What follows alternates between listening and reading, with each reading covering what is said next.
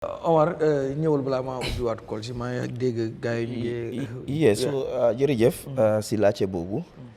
And so I'm shifting now to the spokesperson of Gala. Yes. Interesting. Comme noo ko waxee rek, the past few days, especially the weekend, Thursday, Friday, Saturday, tàng na woon trop si dëkk bi gis nañ ne Gala moo nekk Gambians against looting.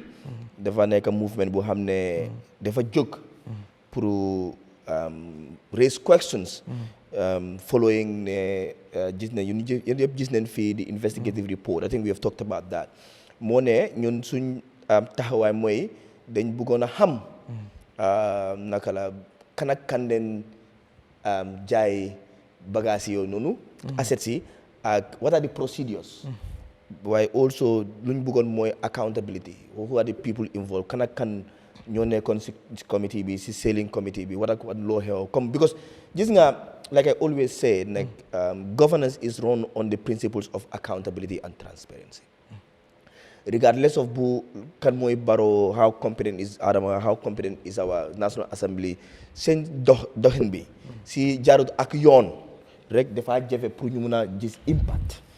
And loolu moo tax ñu jóg and you know it's a movement that you know the formation is very technical te dafa gaaw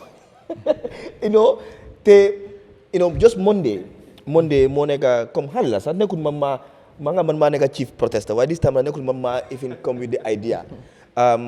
Mohamed moo nekk ICA a lot of people attest to it. Wow. ICA moo talk mu create a group when the saga was going on. Everybody was having an individual opinion. ICA dafa jóg rek mu create a WhatsApp group mu siyaa ko and then start to build an idea and then he called and then we talk about it. When we talk about it, I see the sense in what he wanted to do. And then for me, whoever talked about protest, I become, when I first spoke to Ika Mapare, I was talking to somebody, I'm turning to a protest consultant.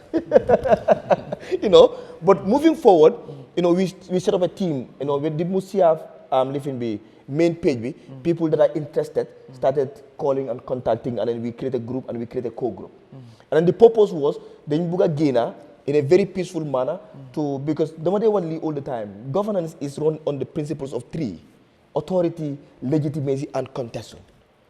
And contention is very important because it's where disagreements come in. It's where people show their dissatisfaction when they say I don't know how to go there. Naharian, all of that. And then, if everybody is happy and everything's are going fine, something is wrong somewhere. I remember, if everybody likes you, something is wrong with you. Just like if everybody hates you. That's how government is. If everybody agree, okay, something is wrong somewhere. Understand? So, problem. And when we had the meeting, we wanted to do it quick because we don't just want to say, okay, we want to do protest because they understand that government is dangerous. You don't plan to go against government in a certain way. Government, political science students will tell you the state. Even if you are sitting in your house and you speak in the state, here's what you are saying. That's how dangerous the state is. Because the state knows you exist. If you are born, the state registers you. And if you die, the state registers you. So in between, whatever you do, the state is informed. Understand? So we went for a meeting on Monday.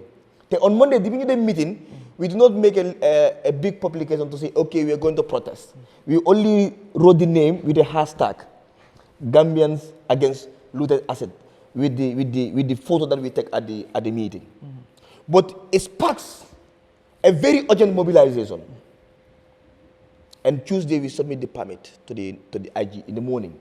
We went to the IG and then submit the permit, and in the evening the IG called us for screening. So ñu dem fofu and then we went ñu dem si Interpol and they raised questions and concerns. And they said the duration is very short. That was first night. We went there on a Tuesday for them, and then we got the protest on Thursday. We talk about that and we clear that side. And then the Interpol said, don't you guys think there are other means of engaging the government? I said, look, you know me, you know a lot of people. The other way to engage the government, we have done all of that. We have written about it, we have spoke about it. But also the most important thing why that protest was not supposed to be postponed, like I said here, and why around this asset did not start there. It started since the commission was running. A lot of allegations, irregularities, a lot have been said. And then the state and the government did not do anything about it. Until we get to this level, te ñun dañ bëgg a protest. So they said ñooñu dañ seen liggéey mooy dañoo déglu te ñu advise the IG. We left and we announced a press conference. That is supposed to be on Wednesday afternoon. So whilst we were preparing for the press conference, man dama doon jógee somewhere di dem to YMCA, and we received a call that the IG have called us to go and receive a letter. And obviously it's a letter of response to our permit demand. Either nangu nañ pour ñu protest, waaye nanguñ pour ñu protest. ñu dem foofu waaye balaa maa jógee si Interpol bi, I want to make it clear, wax naa lii police pour ñu wax ko IG ne gis nga pour doxin réew mi or making decisions, I don't know how to say it in Wolof, dañ ko dee take si few pillars, and one of the things is, have this happened before, and then what healed, what resource was produced, and then this have not happened before. If you look at the history of protests in this country, anytime the IG grant permit, protest bobu def dey peaceful, demonstration bobu def dey dem well. But all the time the police crack down on protesters, dañ bañ a jox permit. So the ideal decision is going to be always screen and put security measures, but give a permit. Understand? That is very fundamental. I said that there. So where they still deny us permit. And then, but for Nyun, the other thing is, the Public Order Act is a law. And then even bad laws are supposed to be respected. But something bad, we can protest against it as well, in the course of respecting it. But also, the Public Order Act did not absolutely deny anybody from protesting. It put in restrictions, if you look at second sections, Section 5 and Section 6. Public Order Act Section 5, Section 6 said, if you are going on a procession, no matter so them demonstrate boo xam ne da ngaa jóg place A ngay dem place B, da nga war a seek for permit, because there is a tendency of public disturbance and disruption.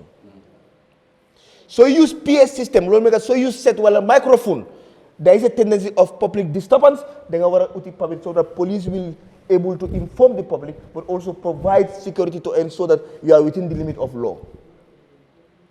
But to gather at one place, talk one place or start at one place without possession, without PA system is not absolutely prohibited by law. Law, most of the time, if protesters are denied permit, they re-strategize. So the basic protest is like new protesting. Let's make that clear. We were gathering. Okay, the intention, when I went to the police station, why are we arrested? You were protesting. Why you protest? We arrest you based on your intention. How did you know our intentions? That started to happen. Exactly. So your intention was to protest. Understand? Because you said earlier. We said with or without permit, we're gonna protest.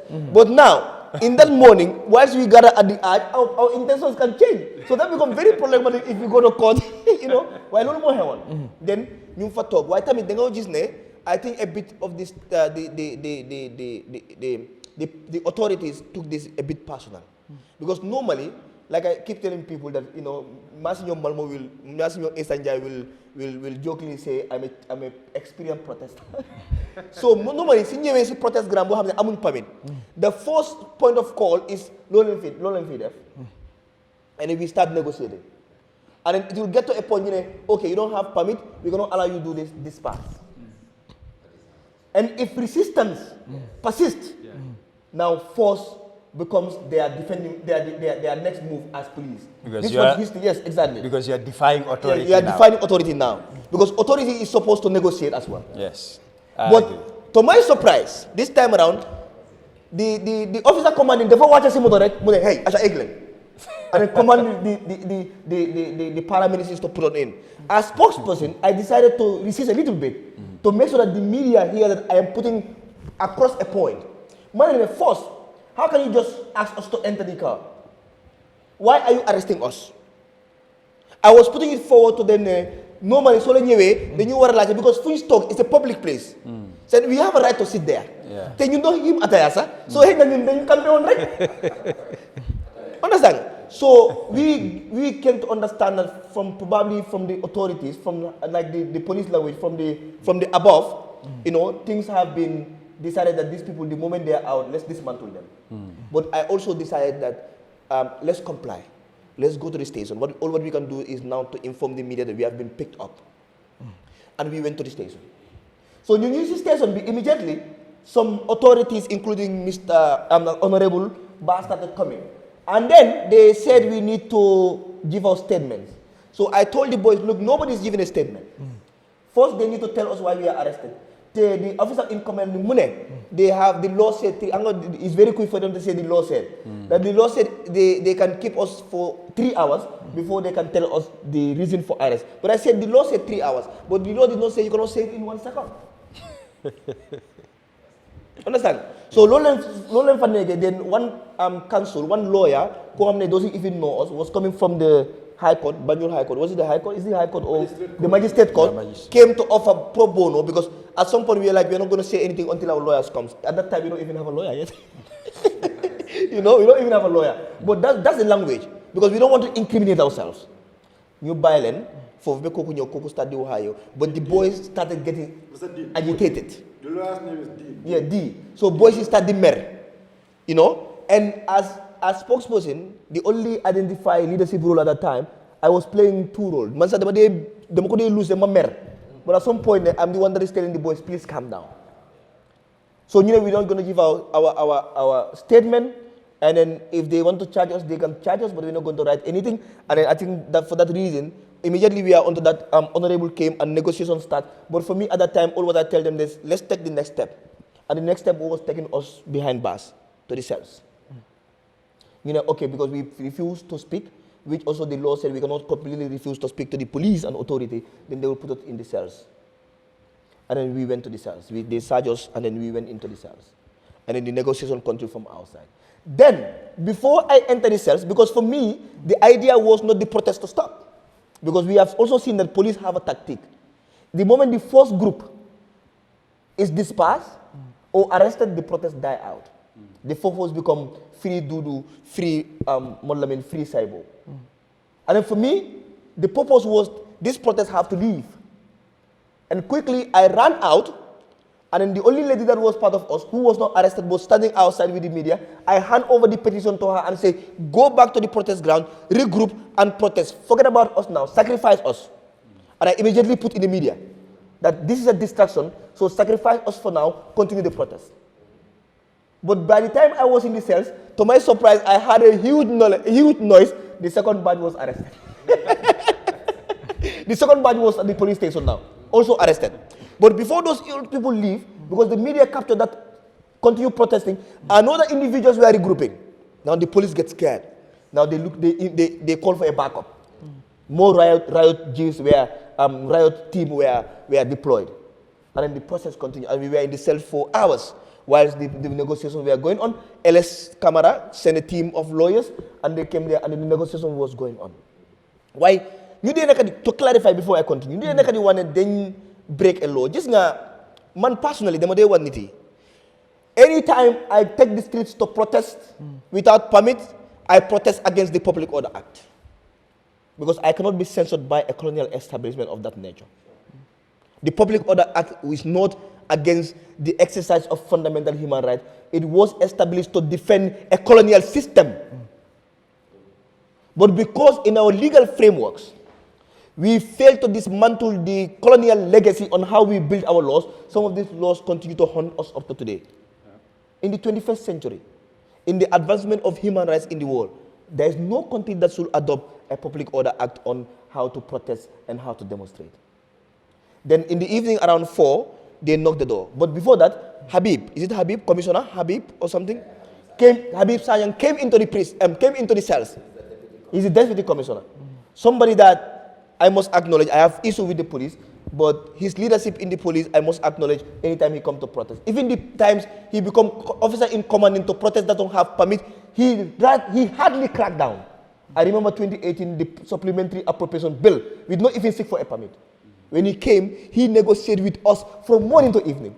Yes, Sergeant. From morning to evening, he was negotiating with us. And anytime he received command that is not in line with what he's supposed to do, he will say, receive now command to do this. But Saibo, Alen def ndanka. he came into he entered the he did not call us outside. They've not joined cell that day to speak to us.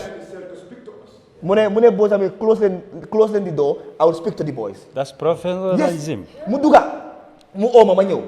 Ma boys yem ñu mune len. Man, I'm doing my job and my job must happen. Why lu ma leen bëgg a wax mooy it's an offense if you fail to give your details to the police. Your names. Where you came from. If you don't want to write your statement, I don't have a problem with that. That's your business. But give us your name so that even your bail can be processed in case we agree on a negotiation. So we can process you. Yes. And we made it very clear, we never bail through negotiation there because we have not offended any law. Why? Okay, we will do this. We came out and registered and then they charged us on 2 counts. Unlawful assembly and breach of peace conduct. And we all rejected the counts and then the charges. And for me personally, I don't even sign the charge sheet. I told them, I'm not putting my signature on something I reject. So we went back to our cells. You know, the cell condition wasn't very, very good because then paint newly. So the scent was not very good and then they were tight on top. So all of a sudden, I think issues of that was raised and all of a sudden 2 riot vehicles were arrived. And then they opened the gate and said, let's go. Where are we going? And that was another issue. But this is sometimes I have very serious anger issues. Like Quran will tell me, Omar, you are a leader, but you need to manage angers. You understand? So when I came out, my first reaction was, I stood and said, Honorable, you are the one outside here for us. Where are we going? Honorable Munamane, please, let's just go. We'll be fine. But the boys resist. But also, in protest, resistance is a language. Even though at some point, I told the Honorable, okay, let's go. Because, man, in protest, I always say this. There are 3 things involved. So, my gainer. It's either I'm killed, I am jailed, or I disappear. So, when they were taking us, we don't know where we are going. It's either they take us to mile 2, or transfer us to another station, or we go to the nearby forest and this firing squad is there. That's where it is. So, I told the boys, let's go. Even the boys that were resisting, I have to come down of the truck or the van and tell them, let's go. If they take us to mile 2 is not Camara Kunda, or Baro Kunda, or Sise Kunda. It's a punishment center for criminals and those who offend the law. We did not offend the law. So we went, they gave us a convoy. Very nice convoy, with riot vehicles. And then we see the resistance outside. They don't tether in front of the bosses because they want to know where we are going. So we persuade with them, look, allow us to go.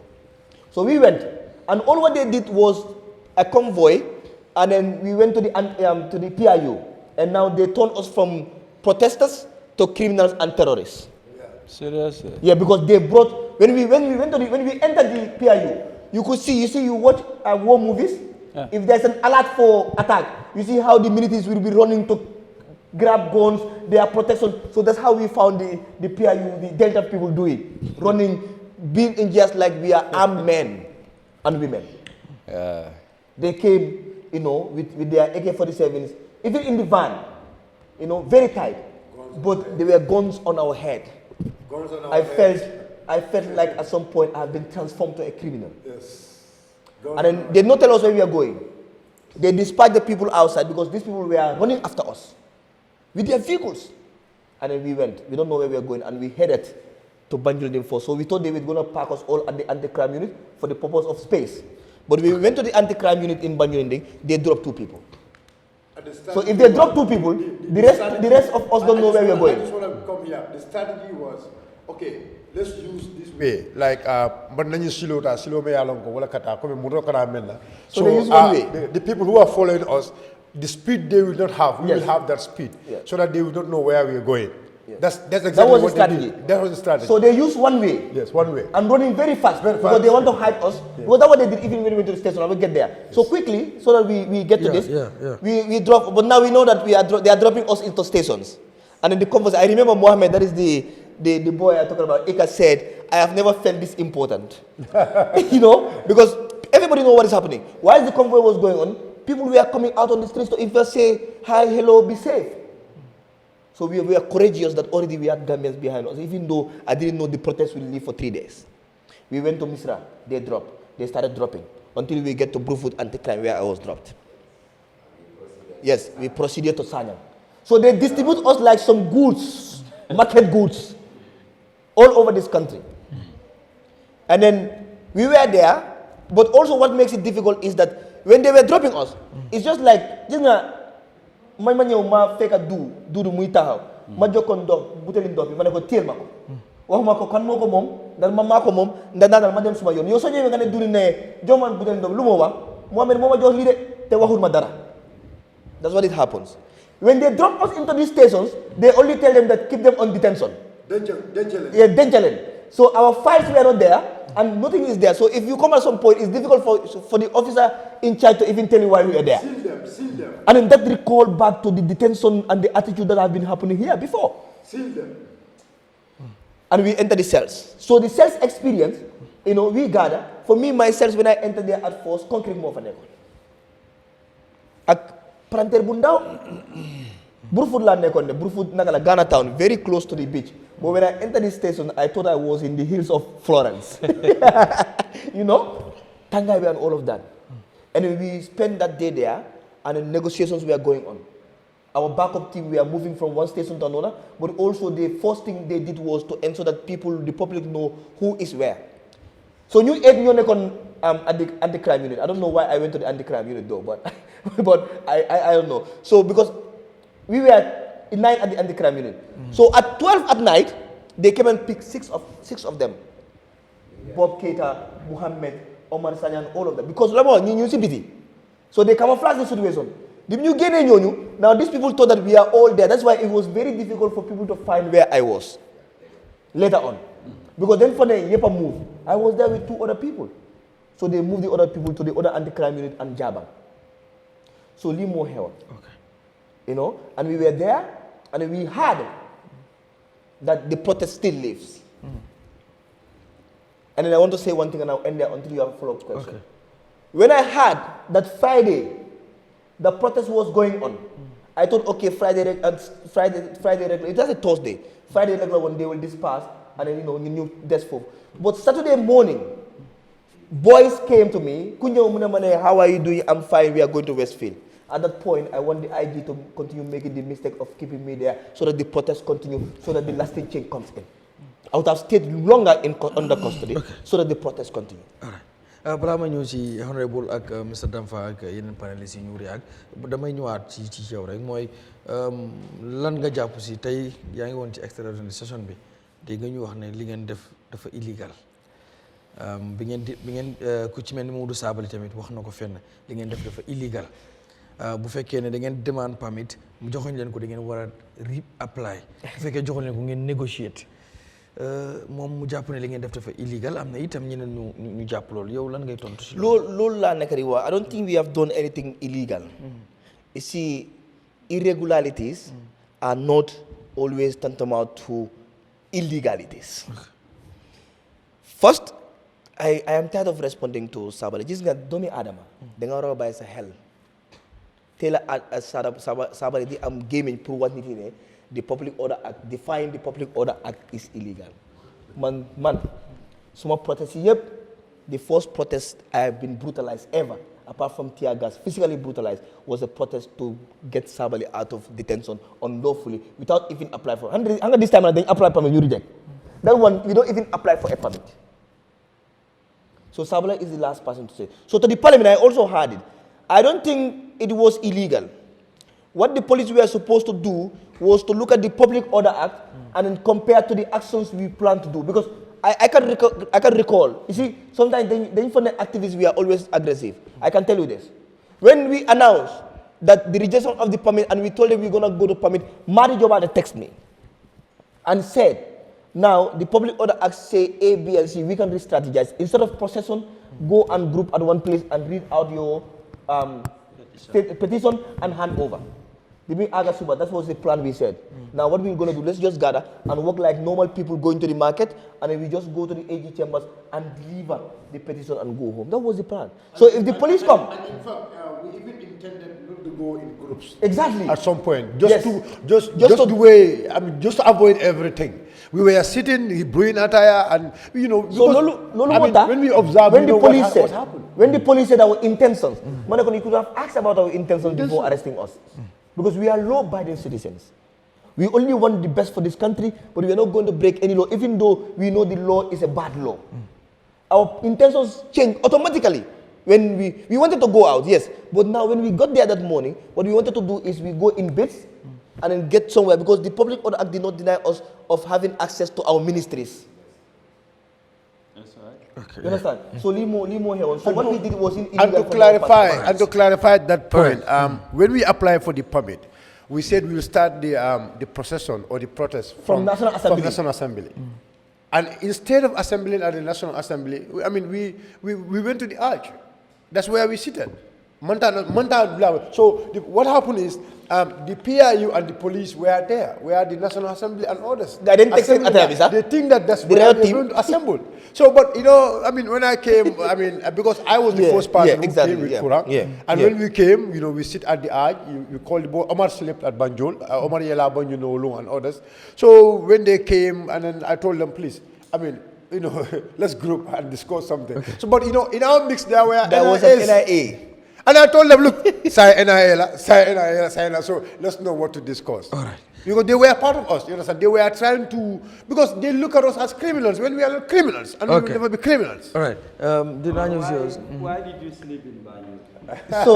So that was a tactic strategy, right? Okay. So quickly. So that you will not be late. Yes, not one, will not be late, but two, because I remember one time the National Assembly appropriation bill, at some point they closed the denting bill. Yes. So I'm a face that can easily be identified, and I'm not mobile. So the idea was, but also for me, what I do with protest was that I will do an early morning surveillance, just like the way the riot team will do. So when I went there that morning, they were joking, madam do the surveillance. So I was already informing my team, but okay, these people, they are still cooled down because the police are not still on the ground, which is very unusual. But man don't them see negi galas. I met with the riot team. Guys don't know. So a lot of police were they were smiling. They were understand? So I was on max, but I could see their reaction. Okay, now the surveillance have been completed. We could tell them that the riot team have prepared already. Well, come Mr. Damfanunko, it was preconceived that ni one mate dañoo génn without permit, so arrest leen rek. So sometimes it's good to get into dialogue. It's very fundamental, because what happened could have get out of hand. All right.